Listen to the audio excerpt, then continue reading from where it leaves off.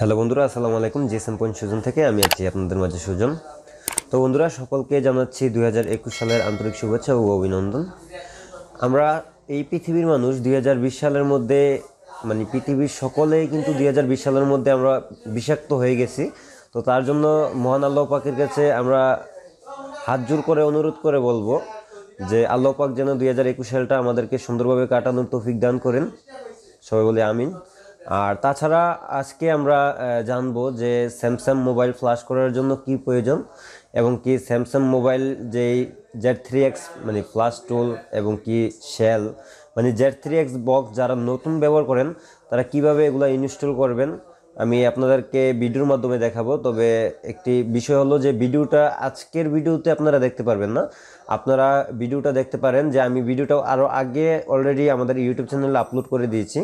তার জন্য আমি ওই ভিডিওটার লিঙ্ক ডিসক্রিপশনে দিয়ে দেব, ওইখান থেকে আপনারা ক্লিক করে ওই ভিডিওটা দেখে নেবেন যে Z3X বক্স কীভাবে ইনস্টল করতে পারেন, A to Z ইনস্টল করার ক্ষেত্রে কি কি প্রয়োজন এগুলো আপনারা দেখে নেবেন ওইখান থেকে। আর বিশেষ করে আমরা আজকে জানবো যে একটি মোবাইল ফ্ল্যাশ করার ক্ষেত্রে কি কি জানা প্রয়োজন। যেমন স্যামসাং সেট ফ্ল্যাশ করার ক্ষেত্রে কিন্তু আমাদের স্যামসাং ইউএসবি ড্রাইভার একটা হলে হয়। যেমন চায়নার ক্ষেত্রে কিন্তু আপনার যে কলকম সিপিউর জন্য একটা, মিডিয়াটেক সিপিউর জন্য একটা, স্পেকট্রাম সিপিউর জন্য একটা, প্রত্যেকটা সিপিউর জন্য প্রত্যেকটা আলাদা আলাদা ইউএসবি ড্রাইভার ব্যবহার করতে হয়। কিন্তু আমরা স্যামসাংয়ের জন্য একটা ইউএসবি ড্রাইভার ব্যবহার করলে হবে, সেটা হচ্ছে স্যামসাং ইউএসবি ড্রাইভার। তাছাড়া আমি আগামীতে ভিডিওর মাধ্যমে দেখিয়ে দেবো যে কীভাবে স্যামসাংয়ের ফ্ল্যাশ ফাইল ডাউনলোড করবেন এবং কীভাবে বাইনারি চেক করবেন। আর বাইনারি কি আজকে আলোচনা করব আমরা, ঠিক আছে। আর তাছাড়া স্যামসাংয়ের ফ্ল্যাশ করার জন্য টুলগুলো কীভাবে ডাউনলোড করবেন সবগুলো বিস্তারিত আমি আপনাদেরকে দেখিয়ে দেবো আগামী ভিডিওতে। তো এখন কথা হলো যে স্যামসাং সেট ফ্ল্যাশ করার ক্ষেত্রে কিন্তু চাইনিজ সেটের থেকে ধরনটা অন্যরকম বলতে, যেমন আপনি স্যামসাং সেট কিন্তু ফ্ল্যাশ করার ক্ষেত্রে আপনি বাইনারি জানতে হবে। স্যামসাং ফ্ল্যাশ করার ক্ষেত্রে সেটের বাইনারি কত, আর বাইনারি চেক করার জন্য আপনার হাতে যদি এই মুহূর্তে স্যামসাং সেট থাকে আপনি দেখতে পারেন *#1234# দিলে আপনারা বাইনারি দেখতে পারবেন। আর বাইনারিটা হচ্ছে এপি যেই লেখাটা থাকে, এপি লেখাটার মধ্যে আপনার লাস্টে মাঝখানের মধ্যে থাকে আর কি বাইনারিটা, আমি আপনাদেরকে পরবর্তীতে দিয়ে দেব, ঠিক আছে।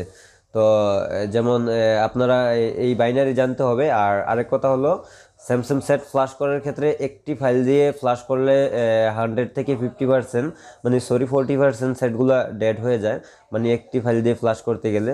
তো সেই ক্ষেত্রে 4 ফাইল দিয়ে আপনারা সেটগুলো ফ্ল্যাশ করবেন। আর 4 ফাইল কীভাবে ডাউনলোড করবেন এটাও আমি দেখাবো, ঠিক আছে। এবং কি শেল থেকে কিভাবে আপনারা ফ্ল্যাশ ফাইল চিনে নামাইতে পারবেন এটাও আপনাদেরকে আমি দেখিয়ে দেবো ভিডিওর মাধ্যমে, সমস্যা নেই। আর তাছাড়া একটি ভুলের কারণে কিন্তু একটি সেট ডেড হয়ে যায়। আর বিশেষ করে আপনারা যত হ্যাং লোগো সেট আসবে, চাইনিজ হোক আর স্যামসাং হোক, এগুলা কাস্টমার থেকে রিস্ক নিয়ে নেবেন, কারণ এগুলা দেখা যাচ্ছে যে প্রায় ক্ষেত্রে এগুলা ফ্ল্যাশ করার ক্ষেত্রে ডেড হয়ে যায়, 100 থেকে 20% ডেড হয়ে যায়। তো সেই ক্ষেত্রে কিন্তু এগুলো ডেড হয়ে গেলে আবার বুট রিপেয়ার ইএমএমসি রিপেয়ার করতে হয়, আবার ফ্ল্যাশ করতে হয় পুনরায়। এগুলো অনেক ভেজাল, যারা নতুন তারা অবশ্যই এগুলো পারবেন না, এগুলো আস্তে আস্তে শিখতে হবে আপনাদেরকে। আর এগুলোর জন্য অনেক দামি দামি বক্স প্রয়োজন, জিটেক বা ইউএফআই এগুলো প্রয়োজন। তো সেই ক্ষেত্রে আমি আপনাদেরকে বলবো যে একটি সেট ফ্ল্যাশ করার ক্ষেত্রে আপনারা চতুর্দিকে লক্ষ্য করবেন যে স্যামসাং হইলে এটার বাইনারি কত, ঠিক আছে, বা এটার মডেলে ঠিক আছে কিনা, সব কিছু দিক দিয়ে ভার্সন মিলিয়ে সব কিছু দিক দিয়ে ভালো করে লক্ষ্য করে আপনারা ওই স্যামসাং সেটগুলো ফ্ল্যাশ করবেন। আর চাইনিজ হইলে চাইনিজের ভার্সনগুলো দেখবেন, চাইনিজ কোন ব্র্যান্ডের সেটটা এবং কি এটার ভার্সন কত, আমি গত ভিডিওতে কিন্তু অলরেডি দেখিয়ে দিয়েছি, আপনারা ওইখান থেকে দেখে নেবেন। তো আমরা অলরেডি কিন্তু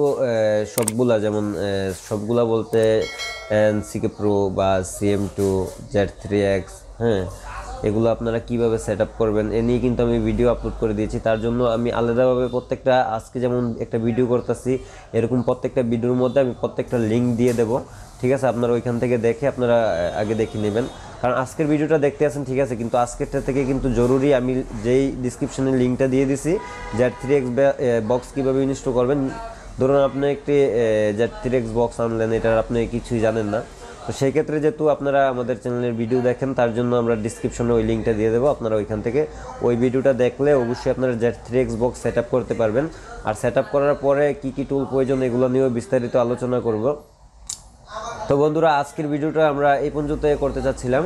তাছাড়া মূলত কথা হচ্ছে যে আমরা চাচ্ছিলাম যে আপনাদেরকে Z3X বক্স সেট আপের মেসেজটা দেওয়ার জন্য অলরেডি মেসেজটা দিয়ে দিচ্ছি, আপনারা পেয়ে গেলেন। তো সবাই ভালো থাকবেন, সুস্থ থাকবেন, আল্লাহ হাফেজ।